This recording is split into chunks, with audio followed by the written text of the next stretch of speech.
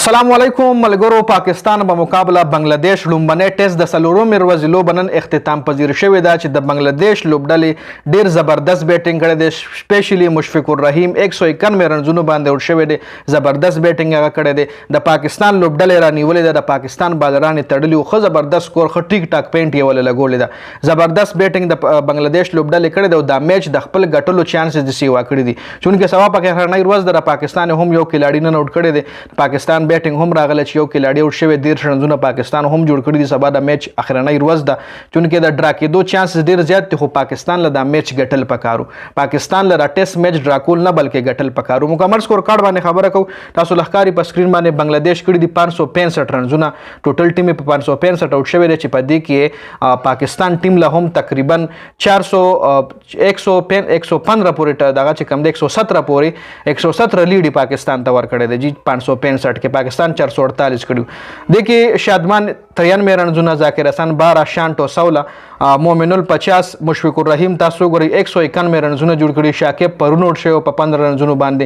لیټنډاس نن اوټ شوی دی. نن چې کم کلاړیان اوټ شوي هغه لیټنډاس دی. مشفق الرحیم په 191 باندې اوټ شوی دی. ډبل 100 نه پاتې شوی دی.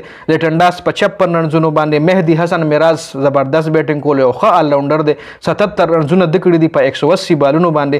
حسن محمود په 0 اوټ شوی دی. 18 بالونه د هم وخلی دي. شرف الاسلام په 14 بال 22 رنزونه او ناهد رانا په 3 بال 1 باندې نټ اوټ پاتې شوی دی.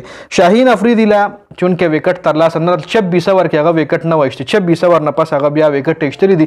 شاهین افریدی ټوټل 13 اوورونه کړي. تاسو له سکرین باندې ښکاري 13 اوورونو کې هغه 88 رنزونه ورکړي دي او 2 وکټ ایشتلی دي.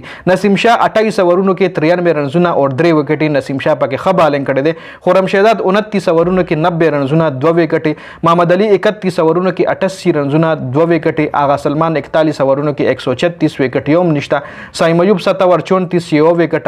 سعود شکیل پکې هم 2 اوورونه کړي دي چې 9 رنزونه ورکړي دي او وکټ پکې یو هم نه ترلاسه کړي. پاکستان اوس هم 94 رن شاله دی.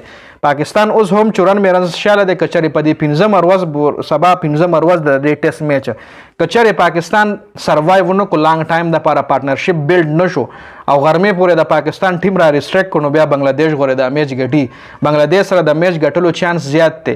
لکه پاکستان اوس هم 94 رن شاله دی. په دې 94 رنزونو کې پاکستان نه 2-3 وکټ نورم لاړي نو پاکستان بغیر شي بیا اخر نه چې کم ټیلندرز دي ای به دومره سکورونه کې چې بیا بنگلاديش په اسانه پوره نه کی. نو پاکستان لوس پکاره چون کې وکټ چې کم ده چې کله بال نه وي بیا هم مشکل جوړیږي. چې بال نه وي بیا بیټسمن د لګ مشکل وي. ډیر زیات نه وي لګ مشکل وي. خو چې بال زوړ شي بیا وکټ داسې شي چې لکه بس ټوټلی د بیټینګ شي. لکه د بنگلاديش بیټسمنانو په څومره خپل بیټینګ وکړه پاکستان بیټسمنانو څومره خپل بیټینګ کړو.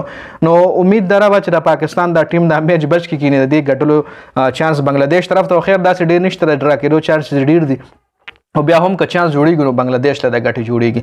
دا مکمل سکور کارت د ویډیو کتلو زیاته مننه. والسلام.